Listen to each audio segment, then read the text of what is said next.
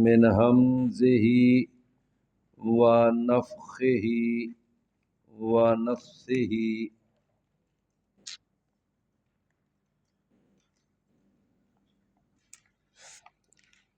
وآية لهم أنا حملنا ذريتهم في الفلك المشحون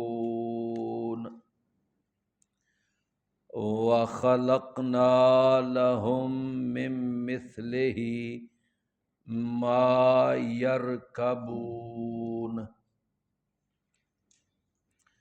وآیۃ لہم، اور بہت بڑی نشانی ان کے لیے یہ بھی ہے، انا حملنا، کہ بے شک ہم نے سوار کیا، ذریتہم، ان کی نسل کو، فی الفلک المشحون، بھری ہوئی کشتی میں۔ کس میں سوار کیا؟ بھری ہوئی کشتی میں۔ وَخَلَقْنَا لَهُم مِّن مِّثْلِهِ مَا يَرْكَبُونَ، اور ہم نے پیدا کی ان کے لیے اس کی مثل، یعنی اس کشتی کی مثل، ما یرکبون، کے جن پر وہ سوار ہوتے ہیں۔ اللہ تعالیٰ نے یہاں اس مقام پر اپنے وجود اور اپنی قدرت کے اور مرنے کے بعد دوبارہ زندہ کر سکنے کے اللہ نے کچھ مزید دلائل اللہ نے یہاں بیان فرمائے ہیں۔ اللہ تعالیٰ نے ارشاد فرمایا کہ ایک نشانی تو ہم نے بیان کی نا کہ بنجر زمین کا آباد ہو جانا، ایک وہ نشانی اللہ نے پیچھے بیان فرمائی۔ اسی طرح اللہ تعالیٰ نے ہر جوڑے کو جو اللہ نے پیدا کیا وہ بھی اللہ نے ایک دلیل بیان فرمائی۔ پھر رات کا دن کے بعد آنا، دن کا رات کے بعد آنا، وہ بھی ایک دلیل ہے کہ جو اللہ یہ کام کر سکتا ہے تو وہ اللہ مارنے کے بعد دوبارہ زندہ بھی کر سکتا ہے۔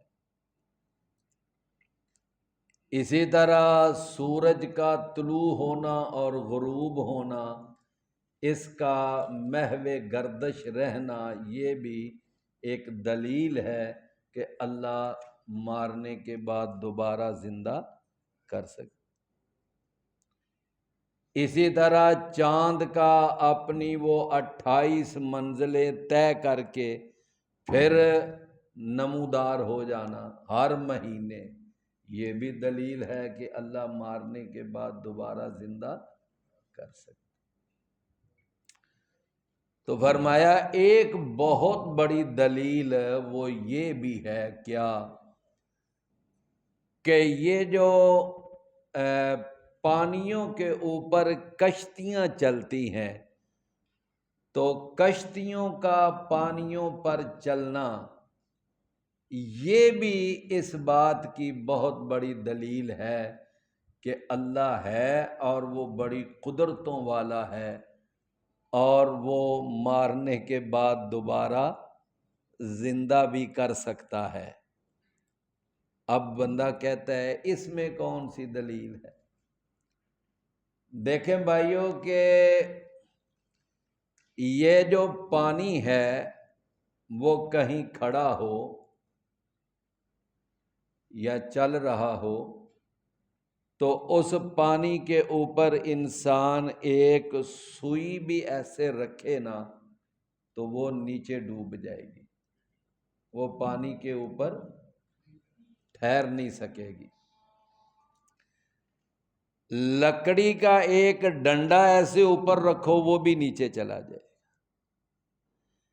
لیکن یہ ہے کہ اللہ تعالیٰ نے اس انسان کو ایسی ترکیب سمجھائی اور ایسی ٹیکنالوجی اللہ نے اس انسان کے دماغ میں ڈالی کہ انسان نے اس ٹیکنالوجی کے مطابق جب اس کشتی کو تیار کیا تو اب وہی لوہے اور لکڑی کی بنی ہوئی کشتی، اور پھر چھوٹی بھی نہیں، بعض تو کشتیاں وہ اتنے بڑے بڑے بحری جہاز کی طرح کہ جیسے ایک پورا پورا گاؤں چل رہا ہے۔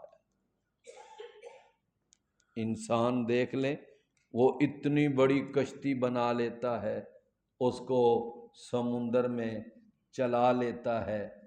تو اس انسان کو یہ جو ٹیکنالوجی سمجھائی ہے، یہ کس نے سمجھائی ہے؟ کس نے؟ اللہ نے۔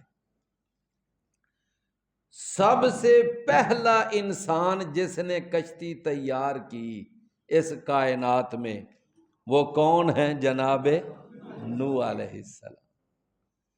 اور یہی وجہ ہے کہ میں نے ایک تفسیر میں یہ بات پڑھی تھی کہ سب سے پہلا جو دنیا کے اندر سائنسدان تھا وہ جناب نوح علیہ السلام تھے، سب سے پہلے کشتی بنانے والے اور کشتی کے موجد، یعنی آپ یوں سمجھ لیں جہاز تیار کرنے والے سب سے پہلے وہ کون ہیں؟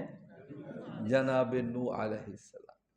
تو سب سے پہلے جو سائنسدان تھے وہ کون تھے؟ نوح علیہ السلام۔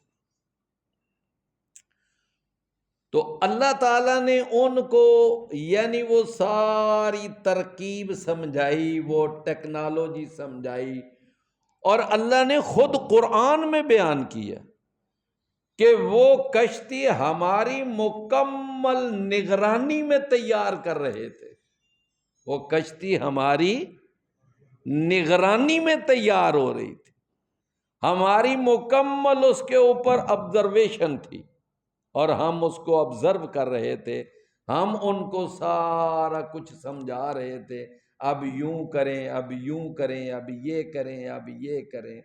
تو یہ سب سے پہلی جو کشتی تیار ہوئی اس کی بھی ترکیب اور اس کی ساری وہ ساخت کس نے سمجھائی؟ اللہ نے۔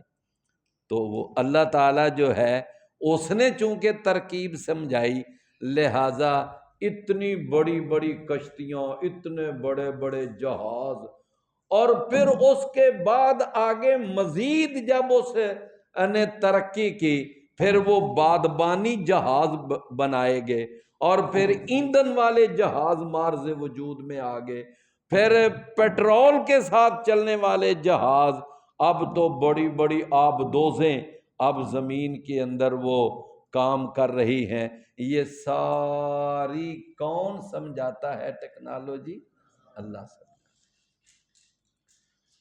تو اللہ تعالیٰ نے ارشاد فرمایا کہ ایک ہماری بہت بڑی نشانی ان کے لیے یہ ہے کہ ہم نے ان کی نسل کو سوار کیا۔ فرمایا کہاں؟ فی الفلک المشحون، ایک بھری ہوئی کشتی میں۔ وہ بھری ہوئی کشتی سے پھر کون سی کشتی مراد ہے؟ بھری ہوئی کشتی وہ جناب نوح علیہ السلام کی کشتی ہے کہ اللہ تعالیٰ نے ان کو حکم دیا، جب بارش ہوئی اور پھر بارش ایسی بارش کہ پانی ہی پانی ساری زمین پہ پھیل گیا، فرمایا کہ ساری زمین پانی سے بھر گئی، اور قرآن نے بیان کیا کہ ہم نے نیچے سے زمین کو حکم دیا کہ تو اپنا پانی باہر اگل دے، اور آسمان سے کہا تو اپنا پانی اتار دے، اور فرمایا فَالْتَقَى الْمَاءُ عَلَىٰ أَمْرٍ قَدْ قُدِرَ، اور پھر اس معاملے پہ پانی جمع ہو گیا جو معاملہ تقدیر میں لکھا ہوا تھا، زمین کا اور آسمان کا پانی مل گیا، ہر طرف پانی ہی پانی تھا۔ اللہ نے اس سے پہلے ہی جناب نوح علیہ السلام کو سمجھا دیا تھا کہ عذاب آنا ہے، پانی کا مسئلہ ہے، لہٰذا آپ ایک کشتی تیار کریں۔ لوگ کشتی تیار ہو گئی۔ اللہ نے فرمایا صرف وہ جو تجھ پر ایمان لانے والے ہیں ان کو اس کشتی پہ سوار کر لے، اور پھر جانوروں میں سے ایک ایک جوڑا وہ بھی اس کشتی پر سوار کر لے، اور اپنی ضروریات زندگی کی جو چیزیں ہیں وہ بھی اس کشتی کے اوپر رکھ لے۔ اور اس کے بعد پھر اللہ نے فرمایا کہ وہ کشتی جو ہے جب پانی آ گیا تو پھر وہ کشتی اللہ کے نام سے چل پڑی، اللہ کے حکم سے چل۔ اچھا، اب ایک دفعہ تو ساری انسانیت ختم ہو گئی نا، تو دوبارہ آگے جو انسانیت آگے چلی وہ کن سے چلی؟ انہی وہ 70-80 افراد سے۔ ایک دفعہ ساری انسانیت کو ختم کر کے اللہ ان چند افراد سے آگے پھر انسانیت کو آگے جاری و ساری کر سکتا ہے، تو وہ اللہ کیا ہمیں مارنے کے بعد دوبارہ زندہ کرنے پہ قادر نہیں ہے؟ کیوں بھائی؟ وہ اللہ ہمیں مارنے کے بعد دوبارہ زندہ کرنے پہ بھی قادر ہے، جس نے ایک دفعہ ساری نسل انسانی کو ختم کر دیا، صرف چند افراد سے اللہ نے آگے نسل چلائی۔ اور اسی لیے جناب نوح علیہ السلام کو ایک لقب دیا جاتا ہے آدم ثانی۔ کیا لقب دیا جاتا ہے؟ آدم۔ یہ دوسرے آدم ہیں۔ ایک آدم کون ہے؟ آدم علیہ السلام، جن سے نسل چلی، اور دوسرے آدم کون ہے؟ آدم ثانی، نوح علیہ السلام۔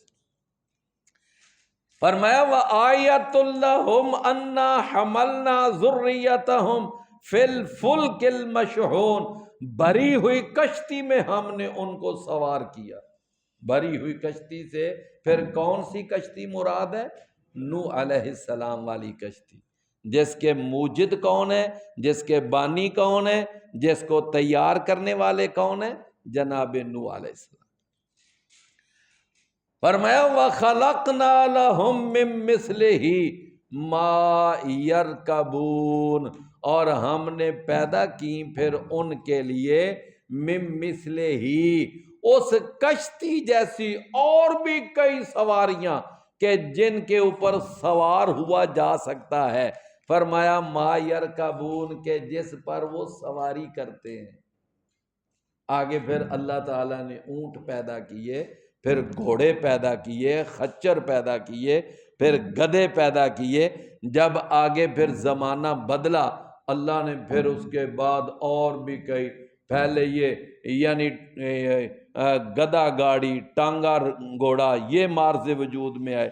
پھر آگے چل کر آپ دیکھیں کہ بڑی بڑی پھر بسیں، پھر ٹرینیں، پھر بحری جہاز، ہوائی جہاز، پھر بڑی بڑی کاریں، اور یہ سارا کچھ مارز وجود میں دن بدن آتا جا رہا ہے۔ یہ ساری چیزیں اس میں شامل ہیں وَخَلَقْنَا لَهُم مِّن مِّثْلِهِ مَا يَرْكَبُونَ۔ آگے جتنی اب تک سواریاں پیدا ہو چکی ہیں، اور ابھی نہ جانے قیامت تک کتنی پیدا ہونی ہیں جو ابھی ہمارے علم میں نہیں، وہ ساری اس مِن مِّثْلِهِ میں شامل ہیں۔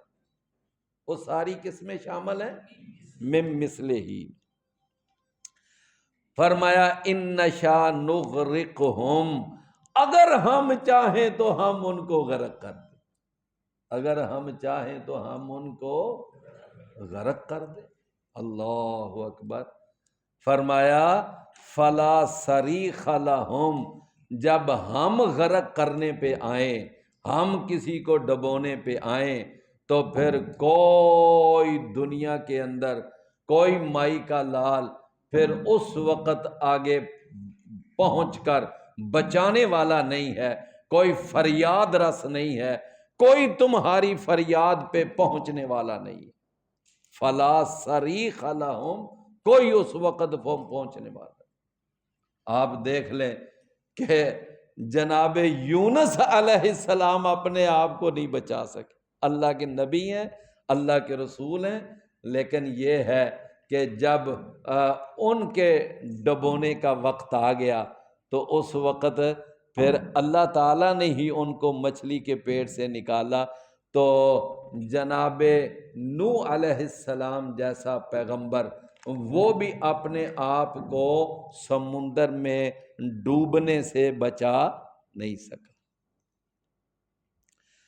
تو فرمایا اگر ہم چاہیں تو ہم ان کو کیا کر دیں؟ غرق کر دیں۔ جب مکہ فتح ہوا نا تو سارے پھر کوئی ادھر بھاگا، کوئی ادھر بھاگا، کوئی ادھر بھاگا۔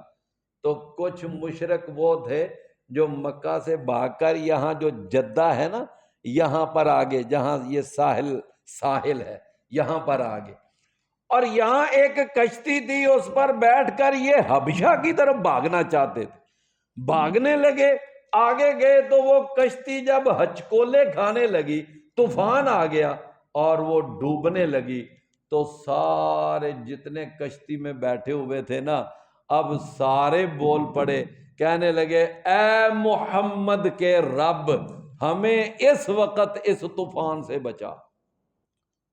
ابو جہل کا بیٹا اکرمہ، بعد میں وہ مسلمان ہو گئے رضی اللہ عنہ، وہ بھی وہاں کشتی میں بیٹھے ہوئے، تو وہ حیران ہوئے، وہ کہنے لگے کہ یہ بتاؤ کہ جب تم عام حالات میں پکارتے تھے مدد کے لیے، کبھی لات کو پکارتے تھے یا لات ہماری مدد کر، یا منات ہماری مدد کر، یا عزا ہماری مدد کو پہنچ، پہلے یہ لات منات عزا اور حبل وہ تمہیں یاد آتے تھے اور ان کو مدد کے لیے پکارا کرتے تھے۔ اب واقعتاً سیریسلی اور سنجیدگی کے ساتھ جب عذاب آ گیا ہے اور اب تم دیکھ رہے ہو کہ بچنے کی کوئی صورت نظر نہیں آ رہی، تو اب تم کہہ رہے ہو کہ اے محمد کے رب، ہمیں اس عذاب سے بچا، اس طوفان سے بچا۔ اب وہ لات منات اور عزا اور حبل کو کیوں نہیں پکار رہے؟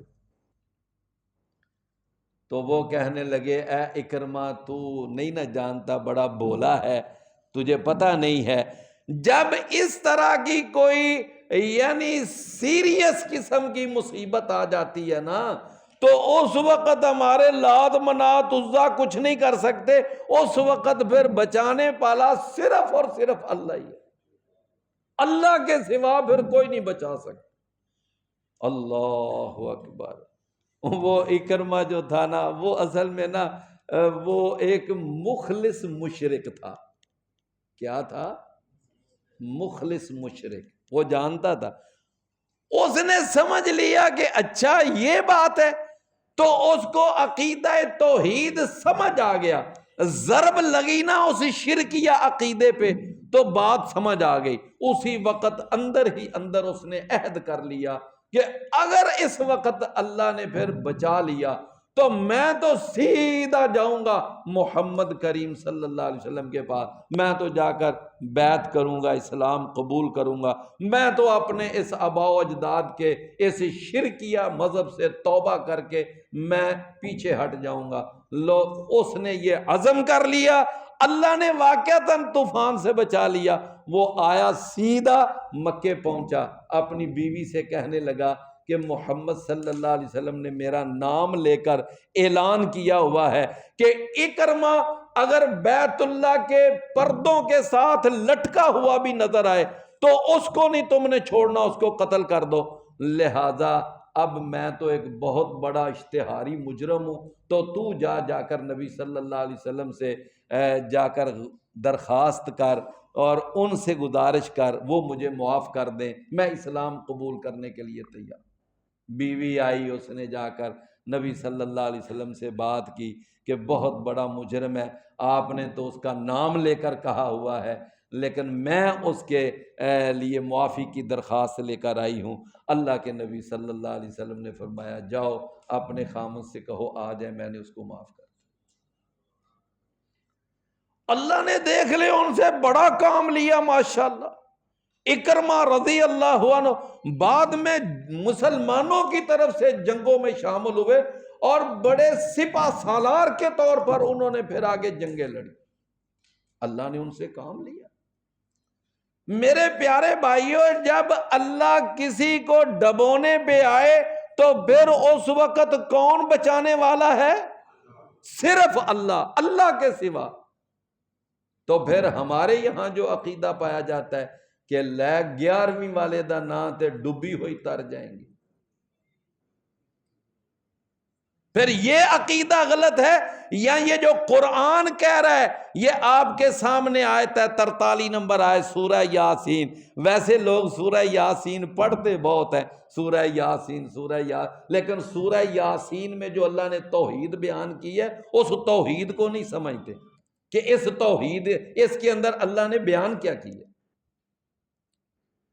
میرے پیارے بھائیوں یہ ہے۔ اور پھر آپ نے وہ 12 سال والا واقعہ اور پھر وہ سارا برات اور دلہا اور وہ ساری من گڑت روایتیں، من گڑت کہانیاں، قصے کہانیاں، اور یہ اللہ معاف فرمائے ایک طرف یہ درباری اور مزاری سسٹم پر یہ ساری من گڑت کہانیاں چلتی ہیں اور دوسروں نے اپنا سارا زور کربلا پہ لگایا ہو۔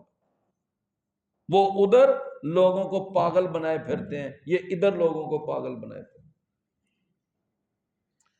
میرے پیارے بھائیوں، یہ بالکل من گڑت کہانیاں ہیں کہ جی وہ 12 سال کے بعد وہ ڈوبا ہوا، وہ سارا بیڑا باہر آ گیا تھا اور وہ جناب یہ ہو گیا تھا، وہ ہو گیا تھا۔ یہ ساری فضول باتیں ہیں، من گڑت روایتیں ہیں، من گڑت قصے ہیں، اس کے پیچھے کوئی حقیقت نہیں، کوئی صداقت نہیں۔ اللہ کا قرآن کہتا ہے جب ہم کسی کو ڈبونے پہ آ جائیں تو اس وقت کوئی نبی، کوئی ولی، کوئی پیر، کوئی پیغمبر، کوئی سائیں، کوئی قلندر، کوئی زندہ، کوئی مردہ، کوئی سید، کوئی غیر سید اس وقت بچا نہیں سکتا۔ میری بات سمجھ آئی ہے نا؟ فرمایا وَلَا هُمْ يُنْقَذُونَ، اور نہ وہ بچائے جائیں گے، ہاں إِلَّا رَحْمَةً مِنَّا، مگر صرف ہماری طرف سے رحمت کے طور پر۔ ہاں اگر ہم اپنی طرف سے مہربانی کریں تو کریں، ہم بچائیں تو بچائیں، ورنہ کوئی پیر، کوئی پیغمبر، کوئی بزرگ، کوئی اس وقت بچانے پہ قادر نہیں۔ فرمایا إِلَّا رَحْمَةً مِنَّا وَمَتَاعًا إِلَىٰ حِینٍ، اور پھر ہم ساز و سامان یا فائدہ اٹھانے دیتے ہیں ایک مدت تک، ایک مدت۔ وَإِذَا قِيلَ لَهُمُ اتَّقُوا مَا بَيْنَ أَيْدِيكُمْ، اور جب کہا جاتا ہے ان کے لیے اتقوا ما بین ایدیکم، کہ تم ڈرو ان سے جو تمہارے آگے ہیں، وما خلفکم، اور جو تمہارے پیچھے ہیں۔ اچھا اب اس سے کیا مراد ہے؟ توجہ ہے نا؟ لو جی، مفسرین نے اس کی 2 تفسیریں بیان کی ہیں۔ کتنی تفسیریں؟ ایک تفسیر اس کی یہ ہے کہ بچو تم ان گناہوں سے جو گناہ تم پہلے کر چکے ہو، اور ان گناہوں سے بھی بچو جو تم نے ابھی آئندہ کرنے ہیں۔ سمجھ آ گئی بات کی؟ ما بین ایدیکم جو آگے ہیں، وما خلفکم جو پیچھے۔ نہیں بات سمجھ آئی؟ اچھا آپ یہ بتائیں کہ جب وہ آتا ہے نا ذوالحجہ کا مہینہ، تو آپ کو پتہ ہے کہ اکثر آپ وہ ایک حدیث سنتے ہیں کہ جو 9 ذوالحجہ کا روزہ رکھتا ہے تو اس سے کتنے سالوں کے گناہ معاف ہوتے ہیں؟ ہیں جی 2 سال کے۔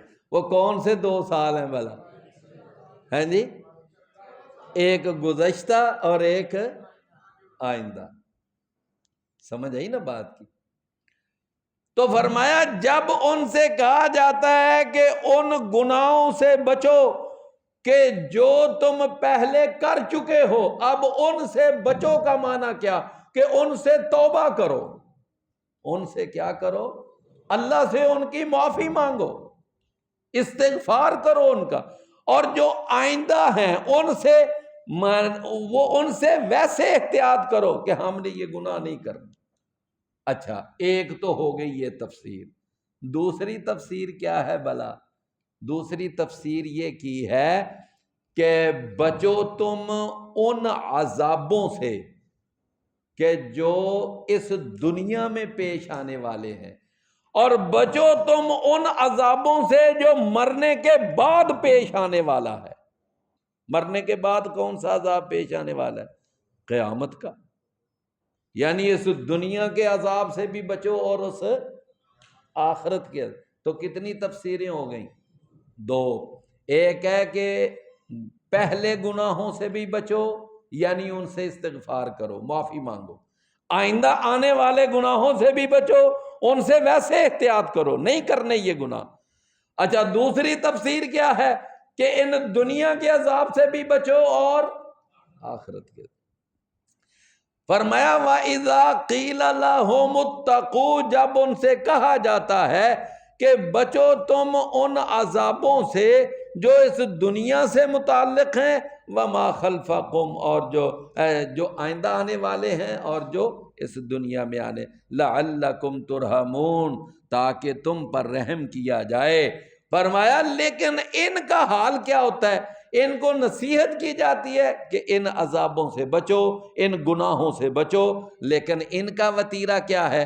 وَمَا تَأْتِيهِم مِّنْ آیَاتٍ مِّنْ آیَاتِ رَبِّهِمْ، کہ نہیں آتی ان کے پاس کوئی نشانی ان کے رب کی نشانیوں میں سے، إِلَّا كَانُوا عَنْهَا مُعْرِضِينَ، مگر وہ ان ساری نشانیوں سے وہ اعراض کرنے والے ہوتے ہیں، ان سے منہ موڑ لیتے ہیں۔ اللہ تعالیٰ کی طرف سے کوئی نہ کوئی نشانی آتی ہے ان کو ڈرانے کے لیے، ان کو سمجھانے کے لیے، لیکن وہ اس کو سمجھتے نہیں۔ اللہ کی توحید ثابت کرنے کے لیے، نبیوں کی رسالت ثابت کرنے کے لیے کوئی بھی نشانی ان کے سامنے آتی ہے تو وہ اس کو کیا کر دیتے ہیں؟ جھٹلا دیتے ہیں، وہ اس سے منہ موڑ لیتے ہیں۔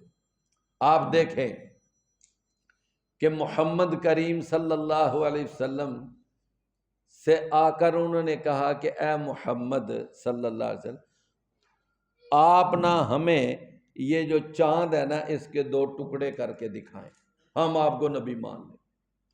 لو جی، نبی صلی اللہ علیہ وسلم نے اللہ سے کہا یا اللہ ان کا یہ مطالبہ پورا کر دے۔ اللہ تعالیٰ نے کہا ٹھیک ہے میں ان کا مطالبہ پورا کر دیتا ہوں۔ لو جی، مطالبہ اللہ نے پورا کر دیا۔ نبی صلی اللہ علیہ وسلم نے ہاتھ سے اشارہ کیا تو چاند کا ایک ٹکڑا ایک طرف چلا گیا، دوسرا ٹکڑا دوسری طرف چلا گیا۔ ایک پہاڑ تھا وہ واضح طور پر درمیان میں نظر آ رہا ہے کہ چاند کا ایک ٹکڑا ایک طرف ہے، دوسرا ٹکڑا اپنی آنکھوں کے سامنے دیکھ رہے ہیں۔ خود ہی یہ معجزہ مانگا ہے، لیکن جب یہ معجزہ دیکھا، یہ نشانی دیکھی، نبی صلی اللہ علیہ وسلم کی صداقت کی نشانی، حقانیت کی نشانی، تو اب کیا کہنے لگے کہ اے محمد صلی اللہ علیہ وسلم، اب سمجھ آیا کہ تو بڑا ماہر جادوگر ہے۔ ہم تو سمجھتے تھے کہ تیرا جادو صرف زمین پہ چلتا ہے، تیرا جادو تو آسمان پہ بھی چلنے لگ گیا۔ یہ صورت ہے۔ فرمایا اِلَّا كَانُوا عَنْهَا مُعْرِضِينَ، وہ اس سے اعراض کرنے والے تھے۔ فرمایا وَإِذَا قِيلَ لَهُمْ، اور جب کہا جاتا ہے ان کے لیے کہ انفقوا مما رزقکم اللہ، کہ خرچ کرو تم اس میں سے جو اللہ نے تم کو رزق عطا کیا ہے۔ یہاں رزق سے مراد صرف کھانے پینے کی چیزیں نہیں ہیں، بلکہ اس سے تمام وہ دنیاوی آسائشیں مراد ہیں، جس میں سونا چاندی وغیرہ اور یہ باقی سارا دنیا کی جتنی بھی نعمتیں ہیں سب اس میں شامل ہیں کہ خرچ کرو تم اس میں سے جو ہم نے تم کو عطا کیا ہے، جو ہم نے تم کو۔ اس میں سے خرچ کرو۔ مطلب کیا؟ غربا پر خرچ کرو، مساکین پر خرچ کرو، جو معاشرے کے پسماندہ افراد ہیں ان پر خرچ کرو، جب ان سے یہ کہا جاتا ہے۔ ابو سفیان تھے نا، ابھی کافر تھے، تو وہ جب روم کے ملک میں گئے تجارتی قافلہ لے کر، تو وہاں کا جو بادشاہ تھا ہرقل، اس نے ابو سفیان سے اس وقت 11 سوال کیے۔ ان سوالوں میں سے ایک سوال اس نے محمد کریم صلی اللہ علیہ وسلم کے بارے میں یہ کیا تھا کہ یہ بتائیں ماذا یأمرکم، کہ وہ جو محمد صلی اللہ علیہ وسلم ہے تمہیں حکم کس بات کا دیتے ہیں، کیا تمہیں کہتے ہیں، ان کی دعوت کیا ہے، ان کا پیغام کیا ہے، ان کا میسج کیا ہے۔ تو ابو سفیان نے کیا پیغام سنایا تھا نبی صلی اللہ علیہ وسلم؟ 4 باتیں کہنے لگے۔ نمبر 1، یأمرنا بالصلاۃ والصدقۃ والصلۃ والعفاف۔ نمبر 1 وہ ہمیں حکم دیتے ہیں کہ نماز پڑھو، دوسرا وہ ہمیں حکم دیتے ہیں کہ اللہ کی راہ میں خرچ کرو، اور تیسرا وہ ہمیں حکم دیتے ہیں کہ رشتہ داریوں کو ملاؤ، رشتہ داریوں کو ملاؤ، صلہ رحمی کرو، اور چوتھی بات والعفاف، اور وہ ہمیں حکم دیتے ہیں کہ پاک دامنی والی زندگی اپناؤ، یہ بدکاری، یہ زنا اور ان چیزوں سے بچو۔ اب بتاؤ یہ 4 باتیں کیسی خوبصورت دعوت ہے۔ وہ ہرقل کہنے لگا کہ اچھا اتنی خوبصورت دعوت، اتنی پیاری دعوت، اور پھر وہ یہ کہتے ہیں کہ جن کی عبادت تمہارے آباء و اجداد کیا کرتے تھے ان کی عبادت چھوڑ دو اور صرف اللہ کی عبادت کرو۔ کتنی باتیں ہو گئیں؟ یہ 5 نکاتی دعوت اس وقت ابو سفیان نے نبی کریم صلی اللہ علیہ وسلم کی طرف سے وہاں بیان کی۔ تو ان میں سے ایک بات کیا تھی کہ الصدقہ، اللہ کی راہ میں خرچ کرنا۔ بھئی بات سمجھ آئیے نا؟ فرمایا جب ان سے کہا جاتا ہے کہ اللہ کی راہ میں خرچ کرو اس میں سے جو اللہ نے تم کو رزق دیا ہے، تو قال الذین کفروا، تو کہتے ہیں وہ لوگ جنہوں نے کفر کیا، للذین آمنوا، ان لوگوں کے لیے جو ایمان لائے، ان سے وہ کہتے ہیں، کیا کہتے ہیں بھلا؟ کہتے ہیں انطعم من لو یشاء اللہ اطعمہ، کہ کیا ہم کھلائیں ان کو کہ اگر اللہ چاہتا تو اللہ خود ان کو کھلا دیتا۔ آخر اللہ نے جو ان کو غریب رکھا ہے، اللہ نے ان کو مسکین رکھا ہے، تو آخر کوئی پیچھے وجہ ہے تو اللہ نے ان کو غریب اور مسکین رکھا ہے نا۔ تو جن کو اللہ نے غریب اور مسکین رکھا ہے تو ان کو ہم کیوں کھلائیں؟ ہم ان کو کھلا کر پلا کر ان پر خرچ کر کے ہم اللہ کی مشیت کے خلاف چلیں؟ تو دیکھو یہ تھا ان کا نہ خرچ کرنے پر عذر۔ نہیں بات سمجھ آئی؟ کہنے لگے کہ اگر اللہ خود ان کو کھلانا چاہتا، اگر اللہ ان کو خود امیر کرنا چاہتا، دولت دینا چاہتا، تو اللہ خود بھی تو دے سکتا تھا نا۔ جب اللہ نے نہیں دی تو ہم ان کو کیوں دیں، ہم ان پر خرچ کیوں کریں؟ بھی بات سمجھ آئی ہے؟ اچھا ایک بات یہاں پر نہ ذرا توجہ سے سمجھنے والی ہے بھائیو، کچھ ایسے معاملات ہوتے ہیں کہ جن کو کہتے ہیں امور تدبیری۔ کیا بولتے ہیں ان کو؟ بڑے میں ہے تھوڑا سا مسئلہ ہے لیکن میں آسان کر کے سمجھاؤں گا۔ کیا ہے امور؟ یعنی اللہ کی تدبیر۔ اب یہ دیکھیں کہ انسانوں کا پیدا ہونا، انسانوں کا مرنا، کسی انسان کا تندرست ہونا اور اس کا بیمار ہونا، کسی انسان کا بڑے قد والا ہونا یا چھوٹے قد والا ہونا، کسی کا خوبصورت پیدا ہو جانا یا بدصورت پیدا ہو جانا، یہ سارے معاملات جو ہیں ان کو کہتے ہیں امور تکوینی۔ کیا کہتے ہیں؟ امور، نہیں سمجھ آئی بات کی؟ یعنی اللہ تعالیٰ یہ کائنات کا ایک نظام چلانے کے لیے اللہ تعالیٰ جو فیصلہ کرتا ہے اس کو کہتے ہیں امور تکوینی۔ سمجھ آئی بات کی؟ تو پیدا ہونا، مرنا، تندرست ہونا، بیمار ہونا، چھوٹا ہونا، بڑا ہونا، خوبصورت ہونا، بدصورت ہونا، یہ سارے معاملات کس سے تعلق رکھتے ہیں؟ امور تکوینی سے۔ امور تکوینی کے اندر اللہ کی مشیت چلتی ہے۔ کیا چلتی ہے؟ کسی کا امیر ہونا، کسی کا غریب ہونا، یہ بھی کس سے تعلق رکھتا ہے؟ امور تکوینی سے۔ اللہ جس کو چاہتا ہے اللہ امیر کر دیتا ہے، جس کو چاہتا ہے اللہ غریب کر دیتا ہے۔ فرمایا کہ وَتَرْزُقُ مَن تَشَاءُ، کیا ہے کہ جس کو تو چاہتا ہے رزق عطا کر دیتا ہے، جس سے تو چاہتا ہے رزق چھین لیتا ہے، جس کو چاہتا ہے بادشاہ بنا دیتا ہے، جس سے چاہتا ہے بادشاہی چھین لیتا ہے۔ یعنی ان سارے امور کا تعلق جو ہے کس کے ساتھ ہے؟ امور تکوینی کے ساتھ۔ بھی بات سمجھ آ رہی ہے نا؟ یہ بادشاہوں کا بننا، بادشاہوں کا اتر جانا، یہ امور تکوینی ہے۔ ایک ہیں جن کو کہتے ہیں امور تشریعی۔ ان کو کیا کہتے ہیں؟ امور تشریعی، مثلا جن کا تعلق شریعت کے ساتھ ہے۔ اب ذرا غور کرنا، نماز پڑھنا یا نہ پڑھنا، اس کا تعلق کس سے ہے؟ امور تشریعی کے ساتھ۔ روزہ رکھنا یا نہ رکھنا، حج کرنا یا نہ کرنا، خرچ کرنا اللہ کی راہ میں یا نہ کرنا، صلہ رحمی کرنا یا قطع رحمی کرنا، ان سارے معاملات کا تعلق کس سے ہے؟ امور تشریعی کے ساتھ۔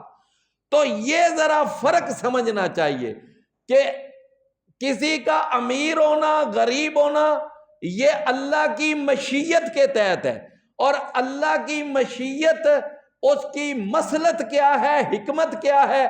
اللہ کسی کو امیر کر رہا ہے تو کیوں کر رہا ہے، غریب رکھ رہا ہے تو کیوں رکھ رہا ہے؟ اس کی حکمت اور اس کی مصلحت کون جانتا ہے؟ صرف اللہ جانتا ہے، اللہ کے سوا کسی کو نہیں پتا۔ یہ امیر ہے تو کیوں ہے، یہ غریب ہے تو کیوں ہے، اس کا قد اونچا ہے تو کیوں ہے، اس کا چھوٹا ہے تو کیوں ہے؟ یہ سارا کچھ کس کے تحت ہے؟ مشیت الہی کے تحت، یہ قضاء الہی کے تحت۔ اس کو کیا کہتے ہیں؟ مشیت الہی، قضاء الہی۔ لیکن ایک ہے کہ اللہ کی راہ میں خرچ کرو، اللہ کی راہ میں خرچ کرو، نماز پڑھو، روزہ رکھو، یہ کیا ہے؟ رضاء الہی۔ یعنی روزہ رکھنا اللہ کو پسند ہے، خرچ کرنا اللہ کو پسند ہے، نماز پڑھنا کیا ہے؟ اس میں اللہ کی رضا ہے، اللہ اس کو پسند کرتا ہے۔ نہیں بات سمجھ آئی؟ تو اب کیا ہے؟ وہ کہتے کہ اگر اللہ نے اس کو غریب رکھا ہے یہ، تو اس کا مطلب یہ ہے پھر ہم ان پر خرچ کریں کیوں؟ او بھائی اللہ کے بندو، وہ مشیت الہی کو اور رضاء الہی کو گڈ مڈ کر رہے تھے کہ جو اللہ وہ امیر اور غریب رکھتا ہے، وہی اللہ تو کہہ رہا ہے کہ مسکینوں پر خرچ کرو۔ گویا مسکینوں پر خرچ کرنا یہ اللہ کی رضا کے تحت ہے۔ یہ کس کے تحت ہے؟ اللہ کی رضا کے تحت۔ اگر ہم خرچ کریں گے تو اللہ راضی ہوگا، اگر نہیں خرچ کریں گے ہوتے ہوئے بھی تو اللہ کیا ہوگا؟ ناراض ہوگا۔ تو بات سمجھ آئی نا؟ تو گویا کہ وہ خرچ نہ کرنے پہ تقدیر کا سہارا لیتے تھے کہ جب اللہ نے جو ان کو غریب رکھا ہے تو ہم ان پر کیوں خرچ کریں؟ تو اللہ تعالیٰ نے ارشاد فرمایا جب ان سے کہا جاتا ہے خرچ کرو اس میں سے جو اللہ نے ان کو رزق دیا۔ آپ نے کبھی سنا جب کبھی فوتگی کا اعلان ہوتا ہے تو اکثر جو لوگ اعلان کرتے ہیں وہ کہتے ہیں حضرات ایک ضروری اعلان سنیں، فلاں حضرت صاحب فلاں کا بیٹا رضائے الہی سے وفات پا گئے۔ کیا کہتے ہیں؟ رضا۔ اچھا جی، فوت ہونے کا تعلق قضائے الہی سے ہے یا رضائے الہی سے ہے؟ ہاں جی، اس کا تعلق قضائے الہی سے ہے۔ یہ اعلان غلط ہے کہ فلاں حضرت رضائے الہی سے وفات پا گئے۔ اس کا مطلب کیا ہوا کہ ایدا مرنا اللہ نو پسند سی، اللہ راضی سی کہ مر جائے، یہی مطلب ہوا نا۔ ہاں، وہ مشیت الہی کے تحت فوت ہوا ہے، وہ قضائے الہی کے تحت فوت ہوا ہے، اس کو کیا کہیں گے؟ قضائے الہی، اس کو رضائے الہی نہیں کہتے۔ تو فرمایا کہ قال الذین کفروا، کہتے ہیں وہ لوگ جنہوں نے کفر کیا، للذین آمنوا، ان لوگوں کے لیے جو ایمان، انطعم من لو یشاء اللہ اطعمہ، کہ کیا ہم خرچ کریں، ہم کھلائیں کہ جس کو اللہ چاہتا تو وہ خود کھلا لیتا۔ فرمایا ان انتم الا فی ضلال، نہیں ہو تم مگر واضح گمراہی میں، کہ تمہیں مشیت الہی کا اور رضائے الہی کا فرق ہی نہیں سمجھ آ رہا۔ ان کو غریب رکھنا، ان کو فقیر رکھنا، یہ کیا ہے؟ مشیت الہی، اور تمہارا ان پر خرچ کرنا کیا ہے؟ رضائے الہی۔ تو تم ان کو کیوں واپس، جس اللہ نے ان کو غریب رکھا ہے وہی اللہ تو تمہیں حکم دے رہے ہیں کہ ان کے اوپر خرچ کرو۔ تو فرمایا وَيَقُولُونَ، اور وہ کہتے ہیں مَتَىٰ هَٰذَا الْوَعْدُ، کہ کب ہے یہ وعدہ، کب ہے یہ وعدہ۔ کیا مطلب یہ وعدہ؟ یہ جو تم کہتے ہو قیامت قیامت قیامت، تو یہ قیامت کب ہے؟ فرمایا ان کنتم صادقین، اگر تم سچے ہو تو ہمیں بتاؤ کہ قیامت کب ہے، اگر تم سچے ہو تو ہمیں بتاؤ۔ اچھا جی، یہ جو مشرک تھے نا، مشرک، یہ نبی صلی اللہ علیہ وسلم سے آ کر کہتے تھے بتاؤ قیامت کب آئے گی، لیکن ان کا مقصد پیچھے قیامت کا مذاق اڑانا ہوتا تھا۔ ان کا مقصد کیا ہوتا تھا قیامت کا؟ وہ مذاق اڑانے کے لیے یہ پوچھتے تھے کہ قیامت کب آئے گی، مطلب ہے یہ بتا نہیں سکے گا تو ہم مذاق اڑائیں گے۔ ان کا مقصد اور تھا، لیکن کچھ ایسے صحابہ بھی تھے کہ وہ نبی صلی اللہ علیہ وسلم سے پوچھتے تھے اللہ کے نبی قیامت کب آئے گی، تو صحابہ کا مقصد قیامت کا مذاق اڑانا نہیں ہوتا تھا، بلکہ ان کا مقصد قیامت کے بارے میں معلومات حاصل کرنا ہوتا تھا، علم حاصل کرنا ہوتا تھا۔ ایک صحابی آیا، آ کر کہنے لگا متی الساعہ، اللہ کے نبی قیامت کب آئے گی؟ تو نبی صلی اللہ علیہ وسلم نے پہلے تو پوچھا تو یہ پوچھ رہے قیامت کب آئے گی، قیامت کی تو نے تیاری کیا کی ہے؟ اس سے کیا پوچھا تو نے قیامت کی؟ وہ کہنے لگا اللہ کے نبی تیاری تو خیر اتنی میری نہیں ہے، سچی بات ہے، ہاں ایک بات ضرور ہے، میں اللہ سے، اللہ کے رسول سے، ابو بکر اور عمر سے میں محبت کرتا ہوں۔ اللہ اکبر، کس سے؟ اللہ سے، اللہ کے رسول سے، اور کس سے؟ ابو بکر اور عمر سے۔ اللہ، میرے بھائیوں ماننا پڑے گا کہ سارے صحابہ کے ذہن میں اللہ کے نبی کے بعد سب سے زیادہ جو سر بر آوردہ شخصیتیں تھیں وہ ابو بکر اور عمر تھے، یہ ماننا پڑے گا۔ نہیں سمجھے بات؟ یعنی باقی سب صحابہ بعد میں، سب سے زیادہ مقام صحابہ میں کن کا ہے؟ ابو بکر کا اور عمر کا۔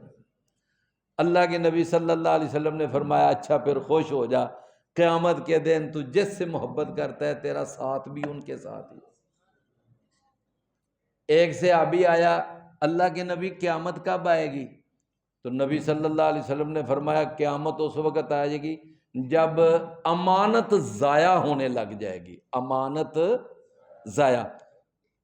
صحابہ پوچھتے ہیں، صحابی کہیں کہ اللہ کے نبی یہ امانت کا ضائع ہونا کیا ہے؟ فرمایا امانت کا ضائع ہونا یہ ہے کہ اذا وسد الامر الی غیر اہلہ، جب نالائق اور نااہل لوگوں کے ہاتھ میں حکومت کی زمام دے دی جائے گی۔ اقتدار کن کے ہاتھ میں چلا جائے گا؟ نالائق لوگوں کے ہاتھ میں، نااہل لوگوں کے ہاتھوں میں۔ جب حکومت چلی جائے گی تو سمجھ لو قیامت آ جائے گی۔ تو بہرحال صحابہ کے سوال کرنے کا مقصد کیا تھا؟ معلومات حاصل کرنا، علم حاصل کرنا۔ اور کافروں کے سوال کرنے کا مقصد کیا تھا؟ مذاق۔ تو یہ مذاق اڑانے کے لیے کہتے وَيَقُولُونَ مَتَىٰ هَٰذَا الْوَعْدُ، اور وہ کہتے ہیں کہ کب ہے یہ وعدہ، ان کنتم صادقین، اگر تم سچے ہو۔ فرمایا مَا يَنظُرُونَ إِلَّا صَيْحَةً وَاحِدَةً، نہیں وہ انتظار کر رہے مگر ایک چیخ کا، تأخذہم، کہ وہ اچانک آئے گی اور ان کو پکڑ لے گی، وَهُمْ يَخِصِّمُونَ، اس حال میں کہ وہ ایک دوسرے کے ساتھ جھگڑا کر رہے ہیں، لڑ رہے ہیں، آپس میں جھگڑا کر رہے ہیں، اچانک قیامت آ جائے گی۔ اچانک نبی صلی اللہ علیہ وسلم نے فرمایا ایک آدمی اپنی اونٹنی کا دودھ دھو رہا ہوگا، ابھی دودھ دھو کر کھڑا نہیں ہوگا، قیامت آ جائے۔ فرمایا ایک آدمی دکان پہ کپڑا خریدنے جائے گا اور دکان والا اپنے کپڑے ایسے کھلار کے سامنے پھیلا کے بیٹھا ہوگا اور وہ اپنے سوٹ چیک کروا رہا ہوگا، ابھی ان کا سودا طے نہیں ہوگا کہ قیامت آ جائے گی۔ اتنی اچانک قیامت۔ فرمایا وَهُمْ يَخِصِّمُونَ، اور وہ جھگڑا کر، فَلَا يَسْتَطِيعُونَ تَوْصِيَةً، پس نہیں پھر وہ طاقت رکھیں گے ایک دوسرے کو وصیت کرنے کی۔ اچھا جی میرے بعد اے کر لیا جے، او کر لیا جے، انج کر لینا، انج کر لینا، وصیت کرنے کی بھی اس وقت فرصت نہیں ہوگی۔ وَلَا إِلَىٰ أَهْلِهِمْ يَرْجِعُونَ، اور نہ پھر وہ اپنے اہل خانہ کی طرف پلٹ سکیں گے۔ کوئی بندہ گھر سے باہر گیا ہوگا نا، قیامت آ جائے گی وہ گھر بھی نہیں پلٹ سکے گا۔ اللہ تعالیٰ سمجھنے عمل کرنے کی توفیق عطا فرمائے۔ وآخر دعوانا، کوئی بھائی آج پہلے دن تشریف لایا ہو تو نام لکھوا دے۔ جزاکم اللہ خیر۔